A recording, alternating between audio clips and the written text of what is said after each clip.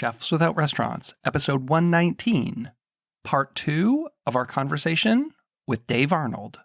So for many years, and I'm sure a lot of us were trained, right, growing up, you don't put tomatoes in the fridge. You don't do it, right? Because why? Because they turn mealy, because they turn to garbage, right? And it's well known, a thing called chilling injury in a tomato, where the texture of it actually becomes even more mealy, if that was humanly possible on a supermarket tomato, for it to become more mealy. Because those on the vine tomatoes don't taste like tomatoes to me. Like those like weird little semi-pink softballs that they sell in the supermarket, they don't taste like tomatoes to me. So I'd always grown up thinking that if you put a tomato in the fridge, you're an enemy of quality, right? Straight. And I still think I'm right to an extent. This is the Chefs Without Restaurants podcast with your host, Chris Spear. Each week, I'll be speaking with food entrepreneurs and people in the culinary industry. If you're interested in learning more about our organization dedicated to helping people build and grow their food businesses, look us up on the web at chefswithoutrestaurants.com and .org, and on Facebook, Instagram, and Twitter at Chefs Without Restaurants. Now, enjoy the show.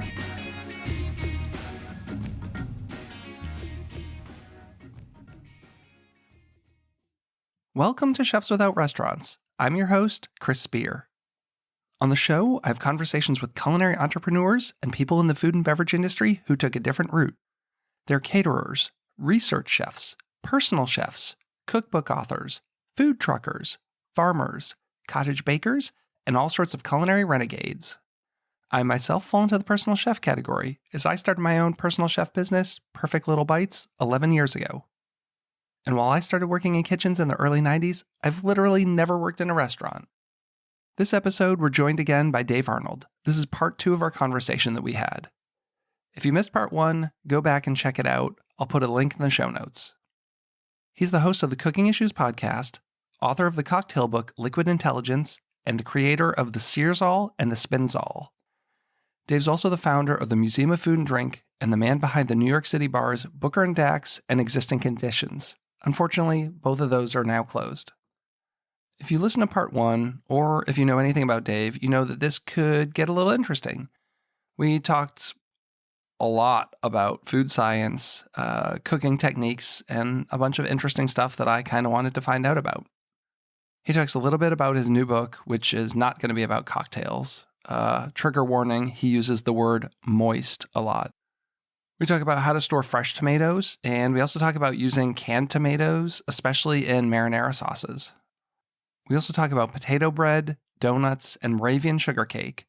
We talk about working with gellan, his take on working with things like koji for charcuterie, and so much more. So I hope you love this episode as much as I did.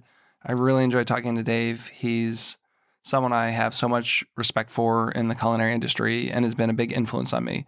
So I was really glad I got to talk to him for a little over 2 hours, which again is why I cut this into 2 parts. So if you love the show, please consider rating it and find me on social media and let me know what you think. And we're going to jump right into the show after a quick word from our sponsors. As a grits enthusiast, I'm honored to welcome our newest sponsor, Professor Torbert's Orange Corn. I've been buying their products for a couple years now, so I can speak to the awesome quality of these products. Professor Torbert's Orange Corn is the result of its founder's lifelong dedication to improving the world through science and agriculture. Over 20 years ago, Torbert set out to answer a simple but revolutionary question. Can you naturally make corn more nutritious? Could you deliver the benefits of a vegetable through a grain? Today, non-GMO orange corn is helping fight micronutrient deficiencies in more than 10 African countries. The vibrant orange color comes from significantly increased levels of carotenoids. Torbert decided to see what he could do with it here at home. To his delight, he found that not only could Americans' eye health potentially benefit from its higher levels of antioxidant carotenoids, but it also tasted unbelievably good. So when you choose Professor Torbert's, you aren't just saying yes to better flavor, you're also helping deliver better nutrition on a global scale. Tastes good, feels good. All of Professor Torbert's products, grits, cornmeal, and corn flour, are non-GMO, gluten-free, and vegan.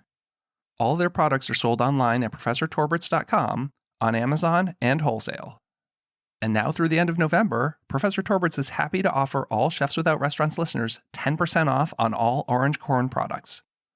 Go to ProfessorTorberts.com and simply use the promo code CHEFS10 at checkout. That's CHEFS10. Did you know restaurants turn over employees 4 times faster than most businesses?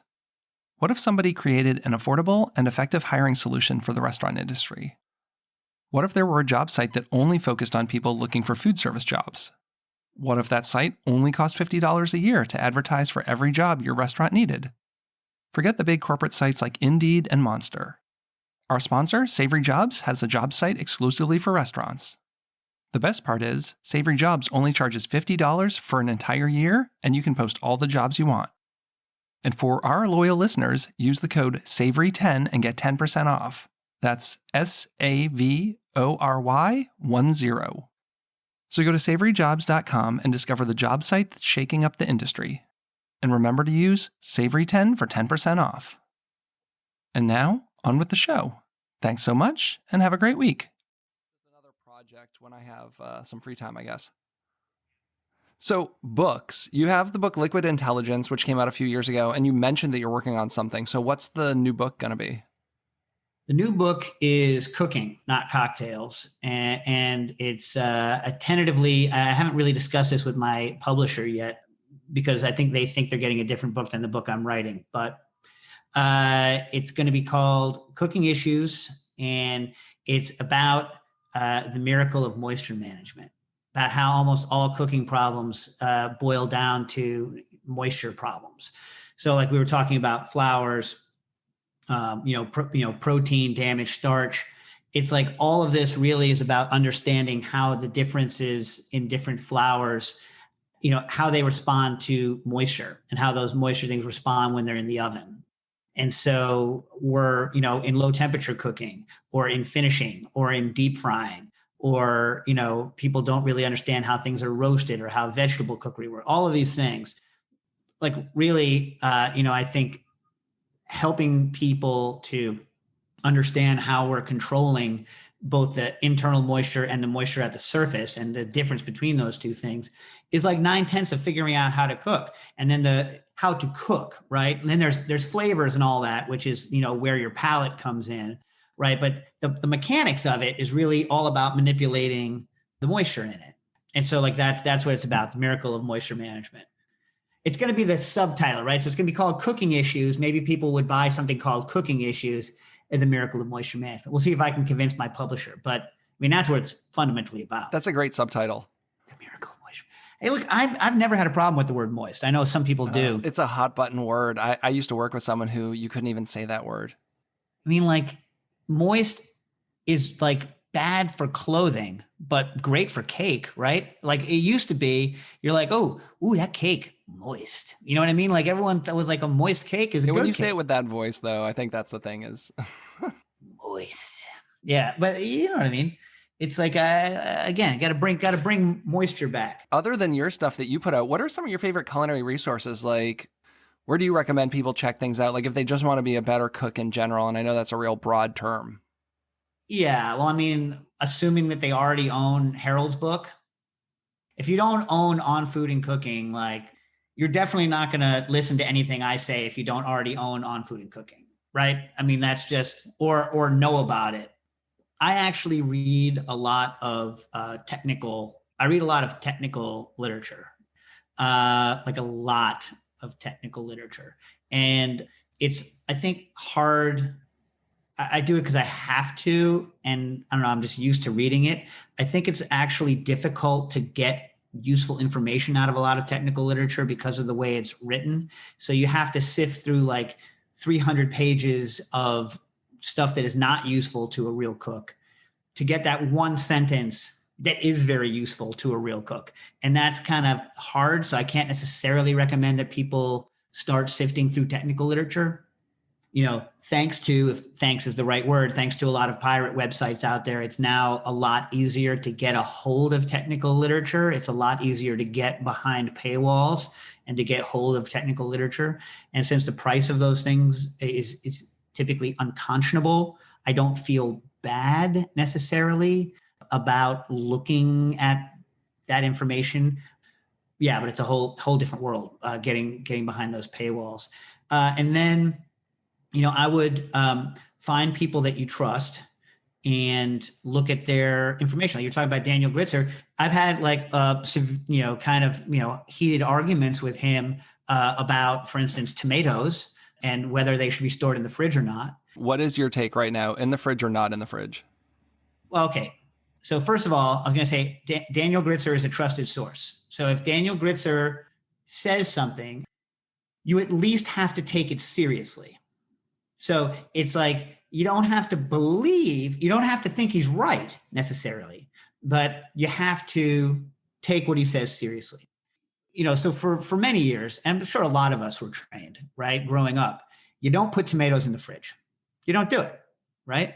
Because why? Because they turn mealy, because they turn to garbage, right? And it's well known, a thing called chilling injury in a tomato, where the texture of it actually becomes even more mealy, if that was humanly possible, on a supermarket tomato, for it to become more mealy. Now, this advice was given to us in the days before the Campari tomato, which, by the way, I think are kind of a godsend, like those little cocktail tomatoes and those Campari tomatoes and things like that.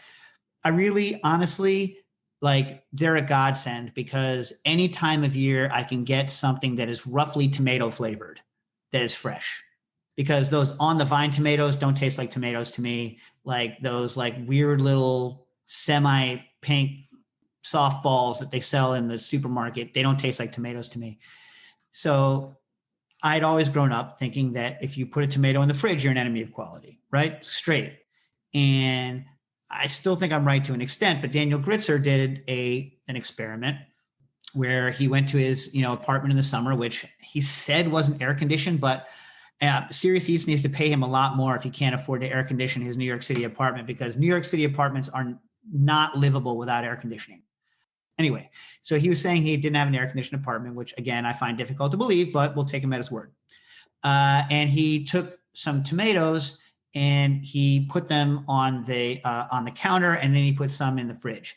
And he said that what happened is that tomatoes keep ripening, right, when they're sitting around, that the ones on the counter actually went over the hill and lost a lot of their volatile characteristics. And so that if you're only going to store something for a day or two, and if the tomato is, one of these ones that is kind of not going to get great and is where it is, that you're actually better off storing it in the fridge for those short periods of time. And so I was like, you know what? All right, that's fair, but that's not how I roll with a tomato. So if I'm going to buy a fancy tomato, the tomatoes that I buy, right, I buy them very specifically. First of all, they're fantastically expensive. It's the Aunt Ruby's German Green and the German the German Stripe from the Aunt Ruby's Green and the German Stripe from Stokes Farms. So you go and you get these tomatoes and you buy them based on what day they are going to become ripe. So you think of them almost like avocados, right? You buy an avocado. This is an avocado for today. This is an avocado for tomorrow. This is an avocado for 2 days from now, right? It's, only, people who don't think ahead that buy only today's avocado. And the same thing is true with tomatoes, if you're buying a really, really good tomato. And so for those, I bring them home, I put the towel out, and you turn them so stem side down, because the bottom of the tomato, the blossom end of the tomato, is the most fragile place, and it's the place that ripens first. So this not only because of the stem which goes in, but because it's ripening later, it's a lot better to put tomatoes with the stem end down. I've never heard that. This is gonna make this podcast worth it, if nothing else. I grow tomatoes, so that tip alone will help. Right. Well, so first, if you do leave a little bit of stem on because you don't want to be worried about breaking the tomato, the biggest problem with people taking tomatoes home from a market when the stem ends are left on is stem puncture, right? So you're putting the two tomatoes together and you get stem puncture from the stem end into the, so if there's any stem end left on, I usually trim it so that it'll sit flat. And if you grow, the stem end is much more structurally sound, right? So you don't want, especially one of these big heirlooms, they get little pinholes in them from, in the crack areas, they'll get little pinholes, and those things, if they're stored, what I call upside down, they can break even more on that side and leak out and cause kind of problems. Whereas they tend to that's where you're going to get the breaks there, right? Sometimes you'll get them on the stem end, but a lot of times in the folds and that, and they'll kind of skin over if you have it also stem end down. So I just find it to be better in general. And then I just wait and I watch the color wrap around towards the stem end. And when the color is right, Farmer Ron hates people squeezing his tomatoes because they squeeze too hard. And so he has always told people that you can't judge a tomato's ripeness by squeezing it. And I think he's actually wrong about that. Like, honestly, I pick up all the tomatoes and I feel them, but I'm very gentle with them. You know what I mean? Like, I'm not like, you know how when people test avocados, they push on it to see whether they can get a thumb imprint into it, right? I'm not saying push on a tomato that hard. What I'm saying is just feel what's going on under the skin. You can tell a ripe tomato by picking it up, but also by the color. He is right that people don't focus on the color of the tomato enough to tell its ripeness, but you have to know the color for a particular variety and for a particular farmer, because they're going to change from variety to variety and place to place. Like, I know exactly what a good Aunt Ruby should look like. And it is true that, certain ripe Aunt Rubies can be firmer than others, right? And you don't want to rely on squeezing it to tell you, but you got to really pick up a tomato to know what you got to pick it up. Yeah, I grow these pink tomatoes and they never get red. I mean, their color is pink when they're fully ripe, and just you have to know that that's what that tomato is going to look like. Yeah, there's some people who, if they've only bought like the red and the yellow tomatoes, like there are dead ripe green tomatoes. The Aunt Rubies is the one. Now, I don't want someone who doesn't have access to a good Aunt Ruby, to go out and buy a subpar Aunt Ruby and be like, you know what I mean? Oh my God. So how I've never had, I don't think, a Maryland tomato. How are they? They're good. I mean, I love growing my own tomatoes. I mean, again, the reality is like grocery store tomatoes are terrible. So even like a mediocre grown at home tomato is going to be better than anything you're going to buy in the grocery store, right? Right. Do you grow primarily eating tomatoes, or do you grow like paste tomatoes? No, I just grow for eating. I mean, I don't do any canning at home. I don't do any of that stuff. So it's just like, we're just going to be making BLTs, lots of salsas. I'll occasionally grow something to maybe make tomato sauce. I've never really made like marinara or spaghetti sauce from fresh tomatoes that I love. Like, you really have to grow a very dry tomato. It's just not worth it to me. I'd rather just get cans of San Marzanos and use tomato paste. So I'm just all about like the fresh summer tomato. I was going to say, I think I've heard some people recently hating on canned tomatoes. Canned tomatoes are great. Canned tomatoes are great. I mean, as an ingredient, I don't eat them out of the can, but I didn't even know you're not, I don't want to say supposed to, that you don't use the sauce. Like, I had all these recipes for like pizza sauce where you use San Marzanos, and I was just like pureeing the whole can, and maybe that's okay to do. And then I read one book where it's like, no, you take them out of the can, you rinse them off, and you just puree the tomatoes and you throw away that sauce. And I had never heard that. I've never heard that. Can I talk about this? Please. Because where'd you hear this? It was in one book, and I can't even tell you off the top of my head which book it was, but I have like 10 books on pizza, and it was one of them. And their sauce is to like take them out of the can, rinse them, and just use that, but you don't use the tomato sauce in the can. All right, a couple of quick things. One, old school classic, like if you have like an Italian, like an old school Italian cook in your family, right? And they're going to process their own tomatoes. They put them through a tomato strainer that gets rid of both skin and seeds. So right off the bat, have you ever tasted just the skins of tomatoes, like a big pile of skins? Yeah. Nasty. Yeah, not good. Right. So like, I think the first mistake people make when they're making their own is like, oh, I don't actually need to peel the tomato. You really do. You know what I mean? Because the tomato skins are bitter. Now in a canned tomato, not a problem, because they've already been skinned for you. Right. And that's actually like why when I make like pico de gallo myself, I'll usually use a mixture of canned tomatoes and fresh tomatoes. So I'll get the fresh tomatoes, which I don't skin, right? Because I always want them to be raw. But then I also use some of the kind of cooked canned tomatoes as well. I mix the two together, typically. Now, when it comes to getting rid of the sauce, years ago, and I haven't redone it, but look at the back of your can. There are two ways to do this. And so, for those of you that are buying at home, you're typically buying either, I believe it's a 12 ounce or a 28 ounce can. Those are the two sizes, 14, whatever. It's 20 something. I think it's 28. And a smaller one might be 12. I think it's 28 is like the standard. Like most of my recipes are a 28 ounce can of San Marzanos. Right. And then they make a smaller can, right? In restaurant service, we're all buying number 10 cans. And a number 10 can is significantly bigger than 28 ounces. Now, when you're buying cans of tomatoes in the supermarket, like your Red Packs, your Hunts, like whatever, your store brand, whatever you're buying, if you look at the back, typically it's going to say tomatoes, and then it's going to say either juice or puree. And then it's going to say probably citric acid, and it's going to say calcium chloride, right? There are some people who sell the tomatoes without the calcium chloride because calcium chloride is quite bitter. I actually buy the ones with the calcium chloride because I like the fact that the tomatoes hold their structure a lot better. If you're going to actually do a pureed sauce, maybe that's not important, but for something like a pico de gallo, I prefer the tomato to have a little more structure after the canning. And so I use the ones with calcium chloride, even though I detest calcium chloride's flavor. Okay. The ones that are canned in puree taste like garbage to me. And you would want to rinse that puree off because it tastes canned. It tastes like can.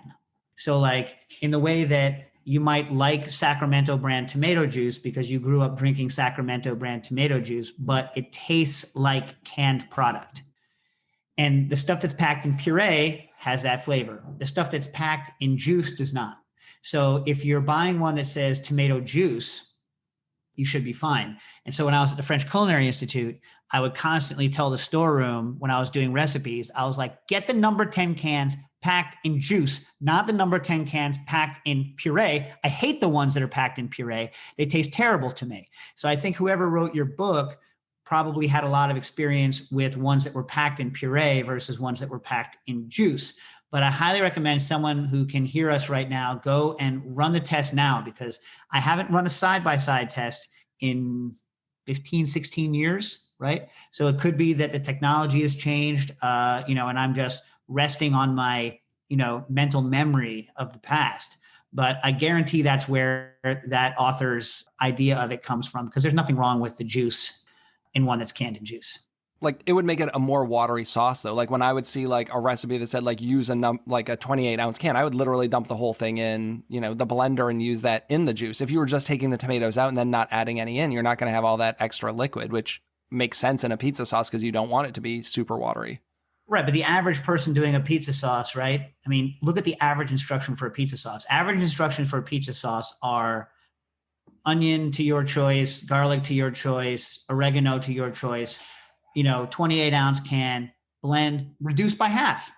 So if you're going to reduce it by half anyway, reducing it by a little bit more than a half or a little bit less than a half, I mean, you know what I mean? It's like not that big a difference here or there. I get what you're saying.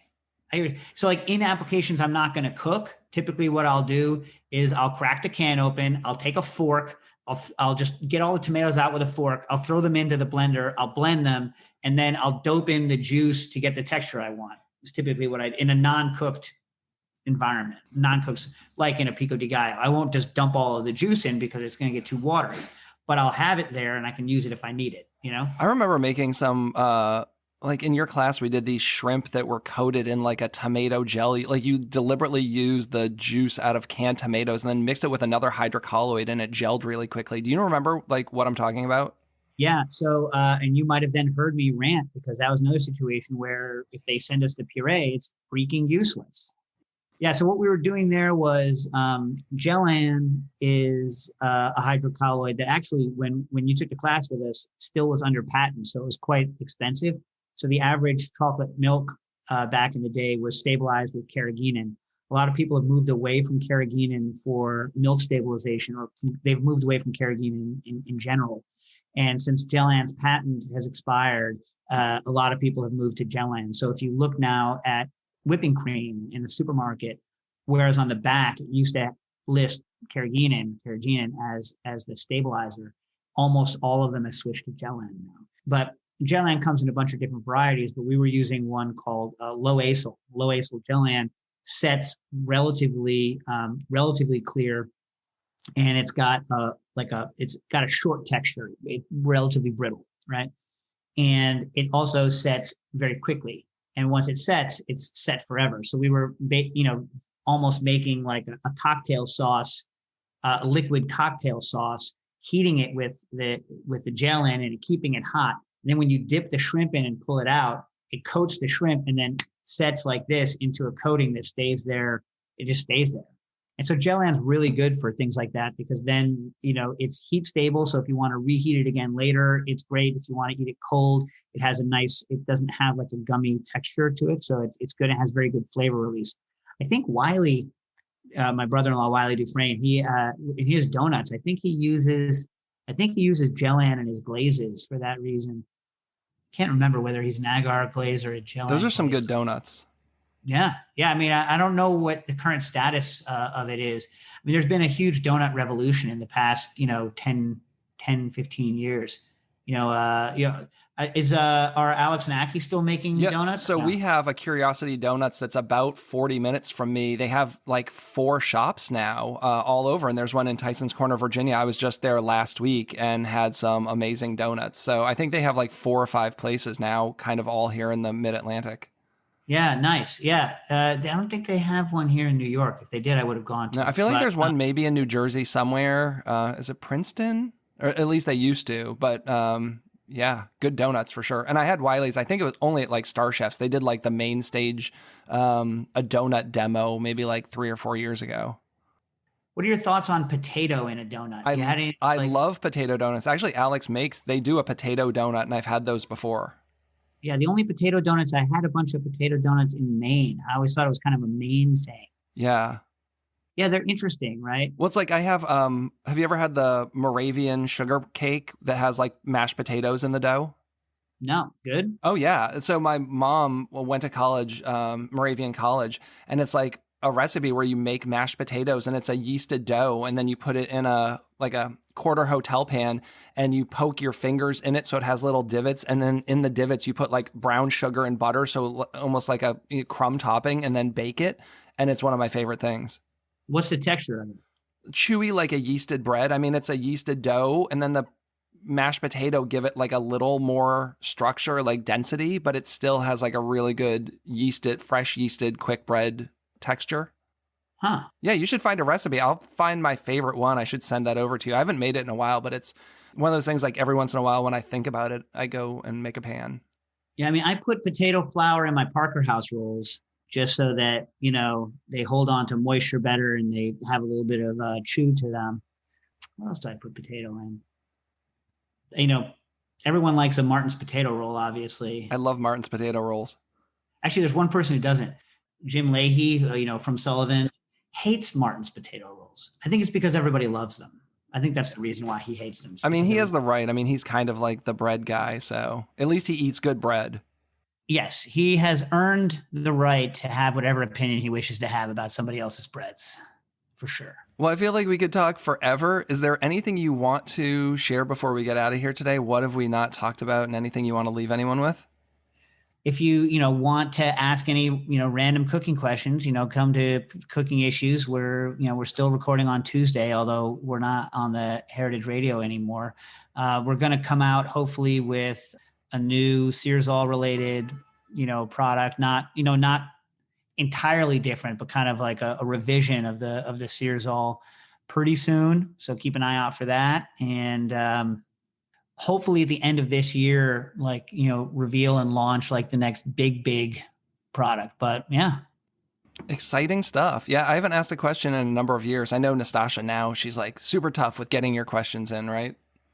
Well, so now, like you're saying, you have the Patreon. We have a Patreon now, when we switched. And one of the nice things about that is what it does is it allows us to have a lot more interaction with people. So, for those people who are part of the Patreon or, who joined the Patreon, I'm sure you found the same thing. You can provide a much better service to those people than you could when you didn't have that kind of interaction with them. So yes, well, it's true that the hammer likes to bring the hammer down on people. At the same time, I think switching to this new system, hopefully, lets us be more responsive to people who do have questions. Yeah. Anyone who's a cook feels an obligation to give people value, right? To give people things. Otherwise, you wouldn't be a cook. If you didn't want to give people things, you wouldn't be a cook. You'd do something else, right?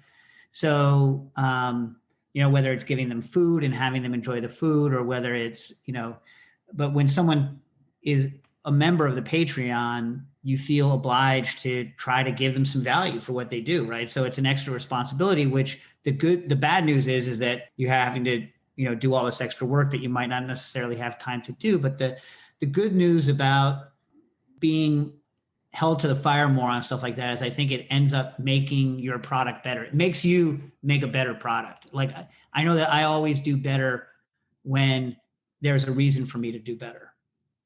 Oh yeah, me too. And now I have, I'm getting my first sponsors now. So again, like, you want the show to be really good and really clean and like have it be sounding like it's well produced. So, just having that, now that someone's actually paying me partially to get the show out every week, it's like, okay, I'm going to do like an extra special job to get this out there. Right. Well, I'm sorry then for going so off on tangents. Hopefully you have enough usable. No, this is better than like the generic show. I mean, this is like, yeah, when I talked to Daniel, we talked for 3 hours on a Sunday night. We went from like 8 to 11. I'm like, you're good to keep talking. And we just kept rolling. So I cut it into 2 episodes because I was like, this is the stuff that the people want to hear. They don't want to hear the same stuff that's on, like, people do the podcast rounds, right? Like, I'm sure you get people who come on every once in a while. You've had guests where they're like doing promos and they're on like every cooking show within a month or so. It's like, if you follow these people, you're going to hear the same stuff. So like, I want to kind of go into these weird corners of food. So we just recently started doing kind of more guests, and most of the people I have on are either people that I know, right? In which case we're just shooting the breeze.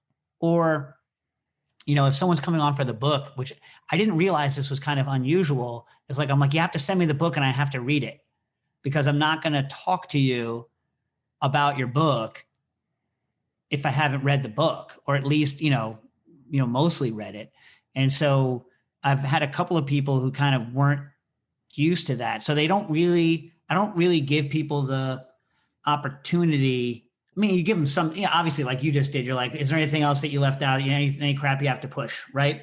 But then on the other hand, it's like, I feel like a lot of times people are a little bit lazy in the sense that they don't.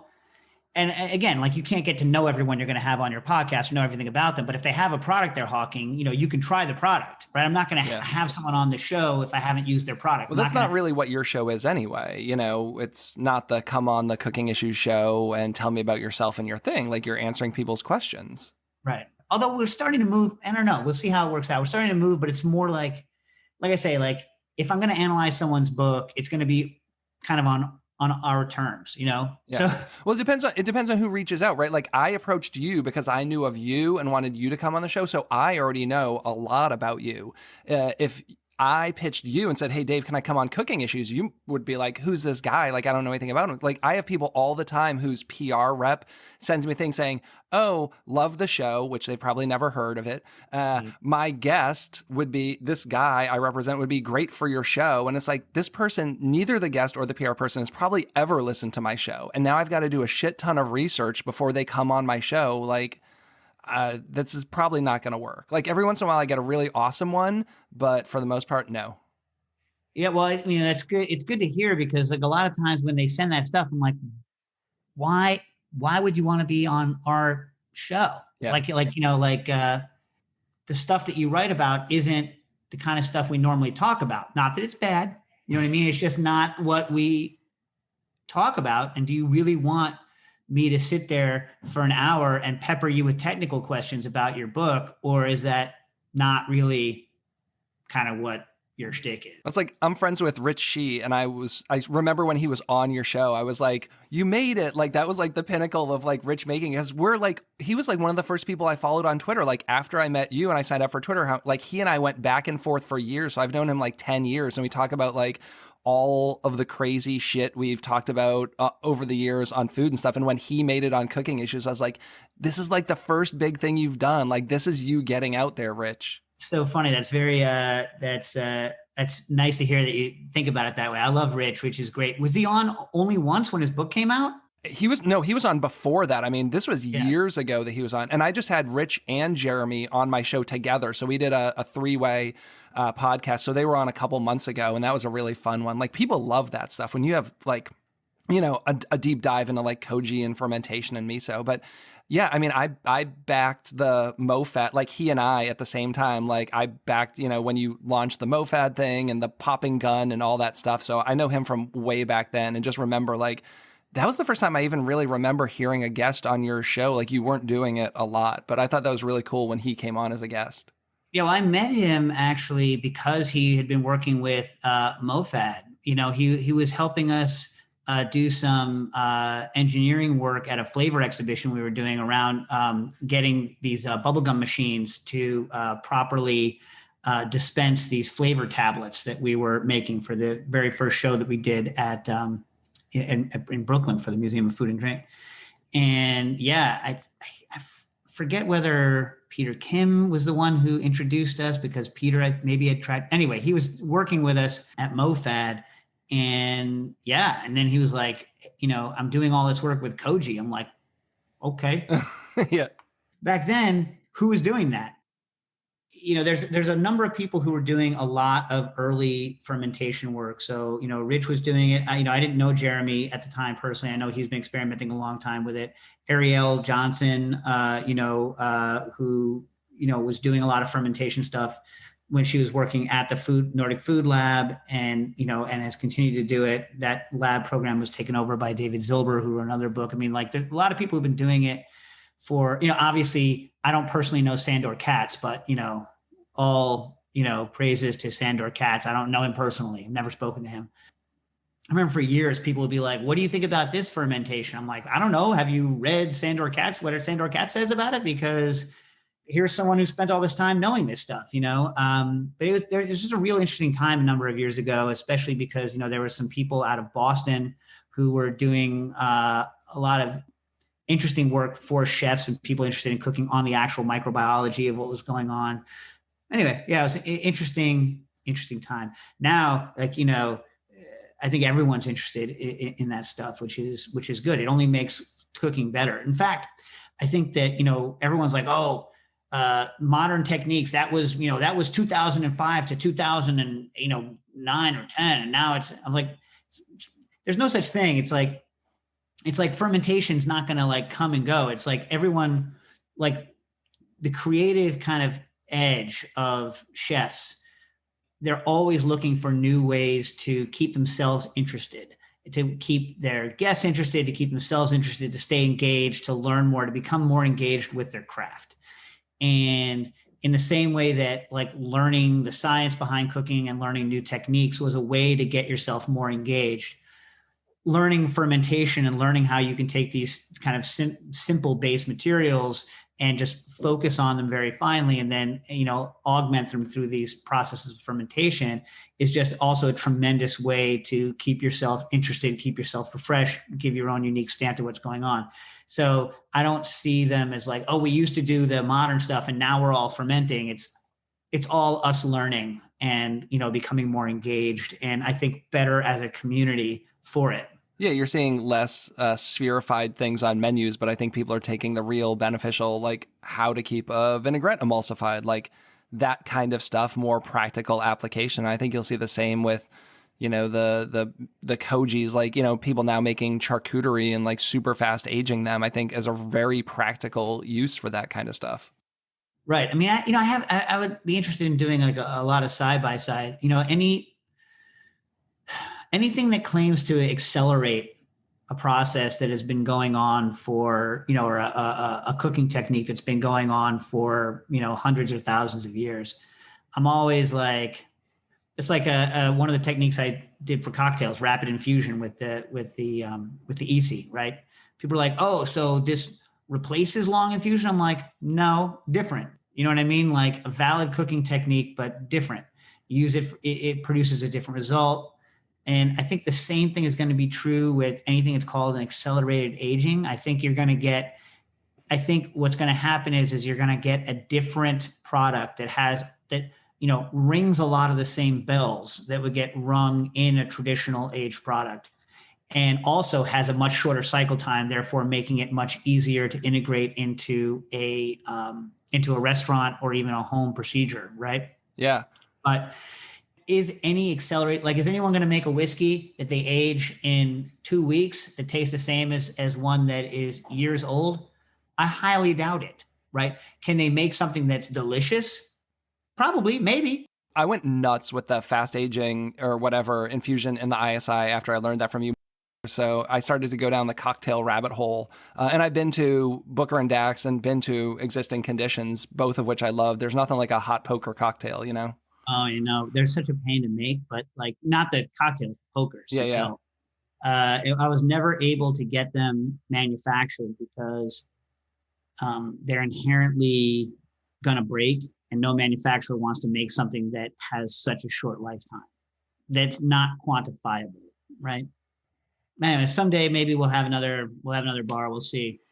I don't know that I have it in me to do another, opening as the person opening it, but hopefully I have it in me to be involved in another opening. So we'll see. Yeah.